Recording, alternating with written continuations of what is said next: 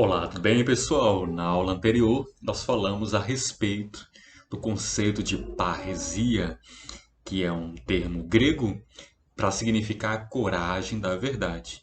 E lá eu dei vários exemplos de situações que fazem com que o parresiasta, para ser considerado alguém que tem uma atitude de parresia, uma coragem da verdade, é alguém que passa sempre por algum risco por aquilo que ele vive de uma maneira verdadeira.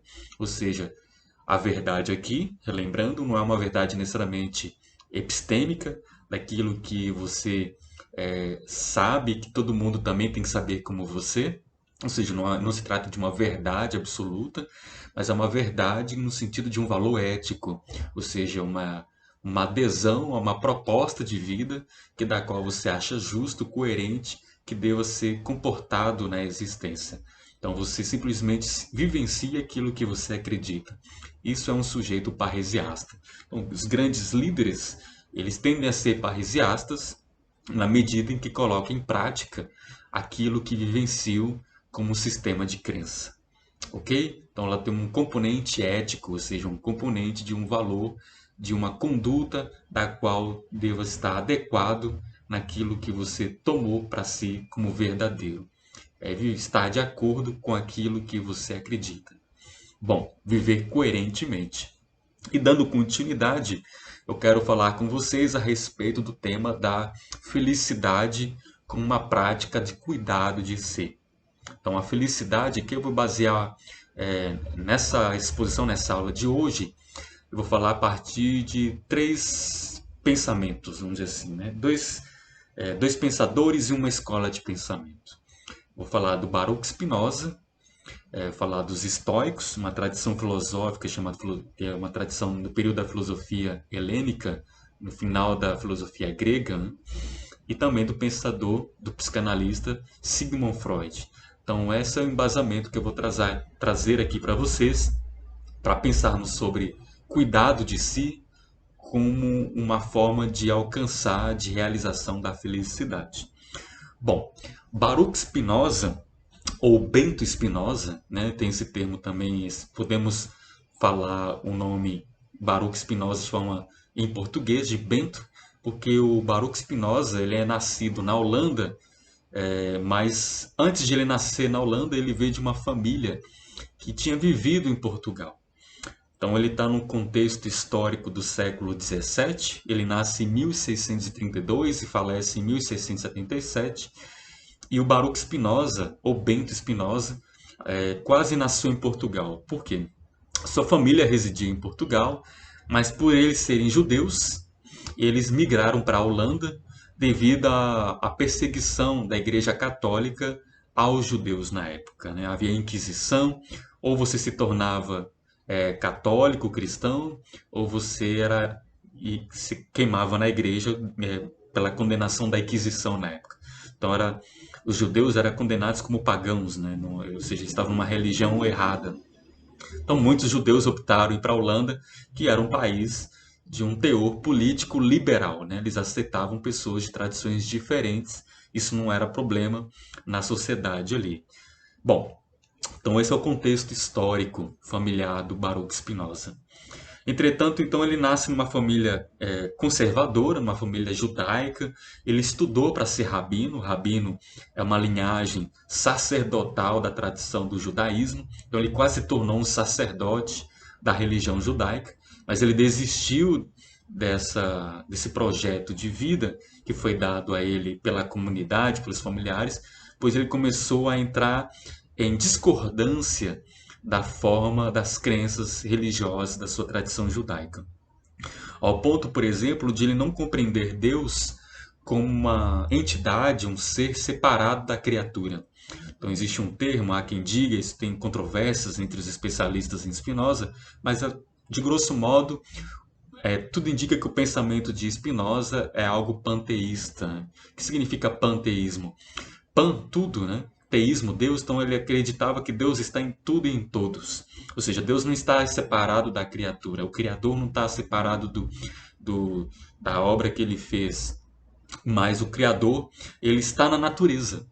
Então, tudo que existe é uma manifestação do divino. Toda parte tem em si o todo. Então, essa é a compreensão do pensamento de Spinoza. Isso criou, obviamente, uma rixa na comunidade judaica. Ele foi excomungado, ou seja, ele foi expulso da tradição judaica. Paralelo a isso, então, isso é uma humilhação muito grande. Ele teve que sair de casa, toda a família dele era de judeus. Ele foi ignorado pelos próprios irmãos. E também, nessa mesma época, ele recebeu uma facada nas costas, não perfurou ele de forma grave, né? Apenas deu algum arranhão, mas rasgou sobretudo o que ele estava vestido. E diz a história que ele andava com o sobretudo rasgado para dizer assim: pensar com a própria cabeça é perigoso, pode levar à morte. Então, a própria postura de vida do Baruch Spinoza é um exemplo de parrisiasta.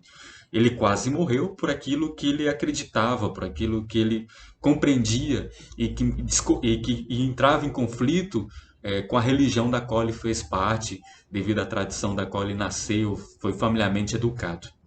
Então, é um exemplo de parrisiasta, pode ser considerado Bento, não há sombra de dúvida nisso. Então, Bento Spinoza é esse pensador que pensou corajosamente de uma maneira única, autônoma. Ele é alguém que pensou por si mesmo aquilo que da qual fazia sentido para a própria existência. Então, ele fez um longo estudo, ele teve uma vida dedicada à filosofia. Dedicou às línguas também. Estudou hebraico quando era estudante para ser rabino, a língua da qual poderia ali entender melhor as Sagradas Escrituras. E ele estudou também o grego e o latim. Então ele teve um professor específico da qual deu toda uma formação filosófica e das línguas latinas, como o grego e o latim, da qual possibilitou ele a entender melhor os pensadores da Grécia. Bom, o Spinoza ele tem uma compreensão da teoria dos afetos, né? Essa compreensão da teoria dos afetos que o Spinoza tem, ele vai trazer, abordar a palavra encontro. O que é o encontro?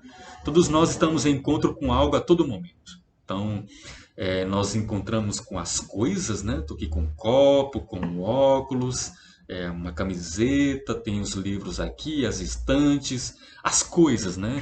A chave. Então, nós estamos imersos pelos objetos, os utensílios, as ferramentas. Você vai cozinhar, você tem que pegar a faca, o prato, a panela, você liga a luz da cozinha, você liga o fogão, acende o fogo a partir das bocas do fogão. Então a gente pega o fósforo, pega o isqueiro. Então a gente está imerso pelo mundo das coisas, dos objetos, dos utensílios. Isso, então a gente tem um encontro então a gente tem um encontro com aquilo que se dá na materialidade dos fenômenos chamado coisa. Também nós temos encontro com as pessoas, né? Encontramos as pessoas com quem nós convivemos diariamente, dentro da casa, mas eu moro sozinho, eu encontro alguém na padaria quando eu vou comprar pão, eu encontro alguém quando eu ligo o celular, eu encontro com a coisa, o celular, e encontro alguém que está comunicando comigo dentro desse suporte. Ou eu encontro como agora, né, virtual, dando aula, etc. Então a gente também encontra com as pessoas. E também quando estou sozinho. Quando estou sozinho, de repente no quarto, apago a luz, desliguei o celular. Eu tenho um encontro com alguém, encontro com nada, eu tenho um encontro comigo mesmo. Então nós somos marcados pelo encontro. É o ponto de partida do pensamento ético do Spinoza. Não, ele escreveu um livro chamado Ética. Então, ponto de partida para nós entendermos afetos. O que é o afeto? É tudo aquilo que nos cria uma afecção, que nos afeta, que cria algum tipo de impacto, para o bem ou para o mal. Aquilo que nos afeta pode trazer, sei lá, um amor, pode trazer um ódio, pode trazer uma alegria, pode trazer uma tristeza. Então, o afeto é aquilo que nos afeta. E esse afeto, essa afecção, se dá pelos encontros, né? Esse choque de seres distintos tendo algum tipo de relacionamento, nem que seja por pouco tempo. Então, esse é o ponto de partida. Nós temos encontros de diversas formas, com as coisas, com as pessoas e consigo mesmo. A partir desse preâmbulo, quando nós temos um encontro com as pessoas, nós podemos entender que tem um componente ético, né? Um componente da qual fundamenta os valores morais de como a gente lida com as pessoas. E ele vai dizer o seguinte: como a gente mede a questão ética dos encontros quando a gente tem com as pessoas, com o outro. Isso nos relacionamentos afetivos, familiares, com amigos, um relacionamento no trabalho, assim por diante. E ele vai entender o seguinte, que tem duas possibilidades. Existe um encontro potente. O que é a potência? É a possibilidade de ser mais, ou seja, que possibilita angariar um acréscimo no meu ser. E também existe um encontro impotente. O que significa? Que é tornar o meu ser menos, que faz definhar o meu ser. Ou seja, não me traz uma satisfação naquela relação, me traz algum tipo de tristeza. Então nós temos aqui o encontro potente, que me possibilita o ser mais, que potencializa a minha vida, vai trazer uma alegria. E também um encontro que não é potente, pelo contrário, é um encontro impotente, ele vai me trazer, ou seja, uma tristeza. Então aqui tem um componente afetivo, é esses dois afetos. Como eu sei que o encontro é potente? Quando me traz uma alegria. Quando eu sei que o encontro é impotente? Quando me proporciona uma situação de tristeza. Isso não significa que eu devo ignorar as situações de tristeza, mas é bom que a gente vai começar a identificar. De repente, aqueles encontros que me faz ficar triste a todo momento, ele aguçadamente, Spinoza não usou esse termo, né? Pode ficar tóxico. A gente fala hoje de relacionamentos tóxicos. De repente, Spinoza já deu ali acendeu uma luz da consciência para olhar para esses encontros. O encontro que possibilita uma potencialidade que me faz alguém feliz, alegre, ou o encontro que me traz definhar o ser, que traz tristeza, uma impotência de significado da minha vida. Porém, a gente tem que ter muito cuidado ao falar a palavra alegria. Então, para o Spinoza, nem toda alegria é uma alegria da qual me proporciona o entusiasmo. E aí o Spinoza, ele veio da tradição judaica, ele era um homem espiritual, mesmo que ele rompeu com a religião, ele era um homem sem religião, mas ele era um sujeito dedicado à espiritualidade. Então ele entende, ele valoriza muito a ideia de Deus como substância. E Deus como substância, ele faz parte de todos nós, de todos os seres. Então entusiasmo significa o quê? Entheos. Theos significa Deus, entheos significa estar com Deus. Então, entusiasmo, essa palavra, significa estar cheio de Deus. Deus aqui, meus caros, não entendam Deus nessa forma, Deus separado da gente. É uma maneira simbólica do Spinoza dizer daquela potencialidade que ele vai chamar de conatos. O que é o conatos? Essa espécie de energia que nos faz perseverar, de potencializar a vida, de nos dar movimento na existência. Então, o entusiasmo é essa força dinâmica que me proporciona criatividade, que me proporciona ânimo para fazer os meus projetos de vida no cotidiano, que me dá ânimo para fazer aquilo que tanto desejo realizar e que não significa que é algo que é fácil de ser feito. Mas só o fato de eu ter esse ânimo, por mais seja um obstáculo para ser realizado aquilo que tanto desejo, sonho, se eu tivesse entusiasmo, essa energia interna, esse fervor, esse fogo dentro de si, vai dar sentido para tudo aquilo que eu vou realizar, de repente, como missão de vida. Então, o Spinoza entende que nem toda alegria ele tem esse componente do entusiasmo, de algo que advém de dentro de si, que te dá uma plenitude interna, que ele vai chamar de alegria ativa. Ou seja, a alegria ativa é toda essa felicidade da qual você não depende de alguém comportar para si o sentido da sua existência. Então você consegue ser pleno, equilibrado a partir de um fervor interno. É esse o entendimento da alegria afetiva, alegria ativa, melhor dizendo, esse afeto ativo para o Spinoza. Ou seja, a partir de si mesmo você consegue se realizar. E a alegria passiva, que é o outro elemento. A alegria passiva, muitas vezes nós temos vícios que nos traz prazeres. Ou seja, a gente tem algumas compulsões, e seja lá qual for, uma compulsão alimentícia, uma compulsão, sei lá, pornografia, uma compulsão à bebida alcoólica, ao cigarro, algo do tipo. Então temos compulsões que trazem uma certa alegria, porque traz um prazer, traz um certo alívio, um relaxamento, mas eu estou passivo, estou tomado por aquilo. Não sou eu que realizo ativamente essa alegria, aquilo que me toma. Então isso faz com que eu fique viciado na repetição daquele prazer da qual eu estou passivamente entregue. Então, para o Spinoza, a gente precisa estar atento a isso. Essa alegria passiva, que se traduz como compulsão ou vícios, ela tende a longo prazo, ou dependendo dos casos, em curto prazo também, a nos destruir. E aí vai chegar o ponto no fundo do poço que é a tristeza. Então, muitas vezes nós não percebemos que a alegria que vivemos não é uma alegria autêntica, ou seja, ativa, é uma alegria inautêntica, uma alegria viciante que me leva aos poucos a uma autodestruição de si mesmo. Então, o Spinoza era atento a esse aspecto. Então, é preciso perseverar no seu ser. Se eu faço algo, se eu realizo algum modo de vida, meu modo de existir, que não contempla uma perseverança de preservar o meu ser, esse conatos, né, essa preservação de si mesmo, eu estou levando uma autodestruição. Então, eu estou sendo antiético comigo mesmo. Ou seja, eu não estou respeitando o sagrado que é a minha existência, que é a minha vida. Esse é o ponto de partida da filosofia do Spinoza para pensarmos a alegria. De repente você tiver interesse, com calma, a longo prazo da sua vida, né? Tem esse livro de um professor francês, que é O Milagre de Spinoza, né? Vale a pena a leitura, é um livrinho fino, facinho, pela editora Vozes, fininho, uma leitura dinâmica, não tem uma linguagem difícil. Também tem um outro livro, também de uma professora francesa, que é A Unidade do Corpo e da Mente, Afetos, Ações e Paixões de Spinoza.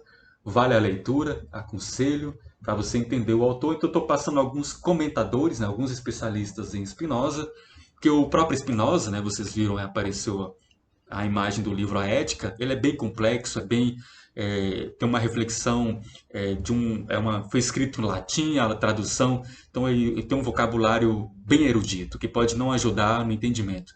E esses livros comentados faz ter um primeiro encontro com o autor. E tem um romance, uma obra literária, do mesmo autor que escreveu Quando Nietzsche Chorou, Mentiras no Divã, ou A Cura de Schopenhauer, que esse autor, que é um psiquiatra, ele escreveu O Enigma de Spinoza. Vale a leitura desse livro, formidável, e que ali vai narrar, né, todo esse momento que Spinoza viveu de ser excomungado da tradição judaica, a compreensão que ele teve de ter se desvinculado com seus pares, né, com a sua família por conta disso, a facada que ele recebeu e que poderia quase levou ele a óbito, o contato dele com um professor que lhe ensinou grego e latim e que apresentou o pensamento do estoicismo, que eu quero falar agora com vocês. O Spinoza era um grande leitor dos estoicos, que é uma tradição filosófica da Grécia Antiga. Então, Spinoza é um filósofo da modernidade, do século XVII, um pensador que é, digamos, contemporâneo do René Descartes. O Descartes é um pensador totalmente voltado para o cogito, para a razão. O Spinoza vem com essa contraposição, pensando uma teoria dos afetos, né? É preciso não abrir mão da razão, não é nada disso, nem abrir mão da consciência, mas não dá para negar os afetos como também um espaço de ter autoconhecimento, ou seja, observar os afetos como uma possibilidade de entender a si mesmo. Então, por isso que eu apresentei agora há pouco esses conceitos de alegria ativa, alegria passiva, o que significa encontro, encontro potente, encontro impotente. E ele, como leitor dos estoicos, vou caracterizar alguns pensadores aqui, tem vários, mas um dos mais importantes é o Sêneca. Então, o Sêneca, que tem esse livro da tranquilidade, né? Pelo próprio título você vê que ele está preocupado com o aspecto do equilíbrio, do estado de espírito de paz. Esse mesmo livro, ele vai comentar, tem da vida retirada, ou seja, os estoicos se preocupavam com uma vida de uma introspecção. Ele também escreveu um livro chamado Da Felicidade, né, o Sêneca. Também tem um outro autor chamado Epiteto, A Arte de Viver, que vale a pena lê-lo. E temos o Marco Aurélio, que foi um imperador, mas era um pensador discreto, etc., que escreveu Meditações. Bom, os estoicos é uma tradição filosófica que bebeu muito dos primeiros pensadores que pensaram a respeito da ética, como foi o Sócrates, como foi o Aristóteles. E o pensamento do estoicismo, ele tem como fundamento o cuidado de si. Ou podemos entender também o estoicismo como uma prática de exercício espiritual. são sinônimos, vamos dizer assim. O cuidado de si, pensado pela filosofia estoica, para que você possa realizar essa prática de cura de si mesmo, é preciso ter vários exercícios.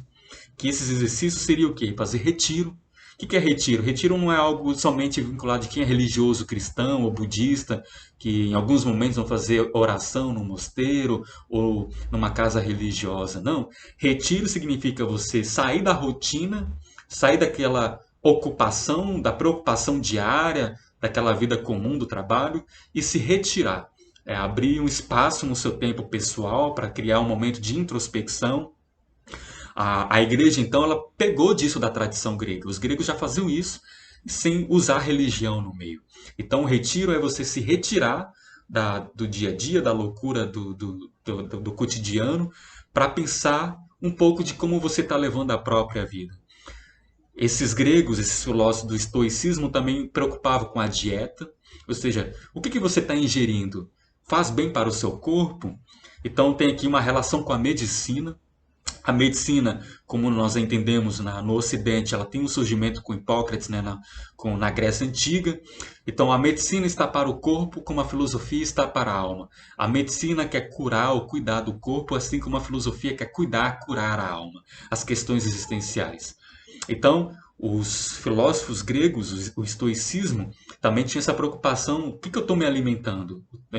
A gente falou agora há pouco de compulsão, que pode me levar a essa alegria passiva. Então, os gregos já tinham, opa, de vez em quando é preciso abrir, ter algumas abstinências, né? Eu não, o álcool, uma cerveja, um vinho é gostoso, mas não dá para beber o dia inteiro. Isso vai fazer com que a minha lucidez fique definhada, eu fico perturbado mentalmente. Isso não vai me contribuir para ser um sujeito equilibrado. Então, ele também, os gregos entendiam, os estoicos, que é preciso evitar o excesso nos prazeres. O que significa excesso nos prazeres? Evitar viver somente pelos desejos. E aí já vou falar, explicando Freud, como que isso a própria realidade não nos permite. Então, se eu viver somente pelos prazeres, pelos desejos, eu corro o risco de cair no vício, corro o risco de cair numa alegria passiva, como foi colocado pelo Spinoza. E quando eu não tiver esse prazer, que depende sempre de alguém ou de algo para ser consumido, e se eu não conseguir, significa que eu não vou ter uma alegria ativa, como Spinoza falou. Então os gregos já estavam ali refletindo que é preciso ter um equilíbrio nos nossos desejos e prazeres. Os estoicos faziam diários, eles escreviam diários, ou seja, faziam um exame de si mesmo antes de dormir. É isso que os jesuítas, os monges beneditinos, na tradição cristã, fazem hoje, começaram a fazer no início da Idade Média, quando os jesuítas começaram a se organizar no início da modernidade, que é a tradição cristã. Os gregos também faziam. Antes de dormir, escreviam num papel o que ele fez durante o dia, o que eles pensaram, o que eles falaram, o que eles agiram. Ou seja, como eu penso, falo e ajo. Isso tem um componente ético, fazer um exame de consciência. Ou seja num escrito de um diário, seja numa reflexão que você está escrevendo em forma de carta. Isso tudo para você ter consciência, maior clareza sobre si mesmo. Por fim, eles meditavam, mas essa meditação não necessariamente é semelhante à do budismo, do taoísmo. Meditar aqui significa uma reflexão de encarar aquilo que é o calcanhar do Aquiles de cada um de nós. Aqueles problemas desagradáveis, aquilo que faz a gente sofrer. Então, todos nós, em algum momento, vamos lidar com rupturas amorosas, de repente, crises financeiras, de repente, algum tipo de doença. Infelizmente, a gente está suscetível a isso, a gente está vulnerável a esse tipo de experiência, ou alguém que a gente ama, convive e passa por isso, e a gente acaba sofrendo junto, tem uma compaixão, sofrer junto, de modo que isso, os estoicos compreendiam que a vida tem a sua impermanência, ou seja, a vida não tem uma estabilidade, ela não é mutável, as coisas não estão certinhas no seu lugar. A vida é essa espécie de confusão, é um caos. E a gente precisa, então, usar da filosofia. A filosofia é um recurso, é uma caixinha de ferramentas que possibilita a gente fazer dela um bisturi, muitas vezes, fazer uma cirurgia na nossa alma, para nós vivermos de uma maneira mais saudável diante das experiências tão doloridas que podemos passar. Então, o pensamento estoico tem como foco, como eu coloquei para vocês, um exercício diário de ter consciência, clareza de si mesmo. Quando fala exercício espiritual, espiritual não se restringe à religião. Espiritual se restringe à sua interioridade, de como você lida com os aspectos internos do seu momento introspectivo. E isso, você lidando com essa maneira, de uma maneira de uma maneira reflexiva, refletindo sobre si próprio, buscando o autoconhecimento, já é uma maneira de cuidado. Nós somos sujeitos, nós temos como sentido de ser o cuidado de si. Nós estamos a todo momento projetando o que queremos fazer. Vocês estão terminando um curso, vocês vão entrar para o mercado de trabalho, têm um projeto de vida, vão casar.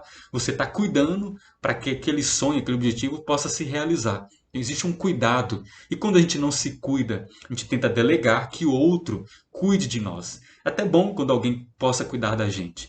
Mas se eu ficar dependendo afetivamente de uma instituição, como é o caso da política, de repente eu tenho uma ideologia X ou Y que queira que uma instituição faça algo tudo por mim, eu posso cair no risco de ficar dependente de algo e de não realizar uma certa autonomia que a liberdade me proporciona. Então, essa é uma reflexão. Então, nós estamos lidando com o pensamento, né? Os gregos estavam preocupados de estabelecer um equilíbrio da vida. O Aristóteles, que é um dos pilares do pensamento ético, ele escreveu a Ética Nicômaco. E ele vai falar da eudaimonia. O que é eudaimonia? Daimon, esse gênio interno, essa voz da consciência. Então a eudaimonia é transformar esse gênio em nós, que muitas vezes pode ser o nosso demônio ao mesmo tempo, ser algo que nos traz uma confusão mental. A gente tem que educar nosso gênio interno, essa voz interior, podemos entender como um aspecto sutil da sabedoria que está dentro de nós. Te ligando com ela, nós podemos alcançar a felicidade. E para o Aristóteles, felicidade não é uma euforia dos prazeres, não é uma adrenalina, ou seja, não é aquele prazer assim, obviamente isso traz uma alegria e traz um prazer, mas não é necessariamente uma felicidade. Então, felicidade para essa tradição grega, para o Spinoza, ele está correspondente a um aspecto do equilíbrio, de uma harmonia, de como eu me ajusto com o mundo que está circunscrito a mim. Então, esse aspecto, é a capacidade de me harmonizar comigo mesmo, porque muitas vezes nós estamos em conflito consigo próprio, e a felicidade é um trabalho, não é algo fácil, de sempre buscar buscar o eixo interno, o eixo central de nós. Existe uma carta do tarô, que é a carta da fortuna, que não sei se chama assim a carta da fortuna, mas tem aquele símbolo da roda da fortuna, e que muitas vezes a roda da fortuna é uma hora eu estou lá no ápice, estou recebendo bem, estou vivendo meus amores, uma hora eu estou lá embaixo, estou na escassez. Eu lembro o Jó, né, da Bíblia, uma hora ele tinha tudo, tinha riqueza, tinha mulheres, família, e de repente ele perde tudo, está lá na pobreza. Qual é o significado dessa roda da fortuna? Independentemente de como gira essa roda da fortuna ou essa roda da tortura, nós podemos encontrar o nosso eixo. De repente a roda está girando, mas eu estou centrado comigo mesmo, com tudo aquilo que ocorre, de uma maneira que eu não caia no desespero, que eu não fique desesperado com aquilo que me acomete como algo desagradável.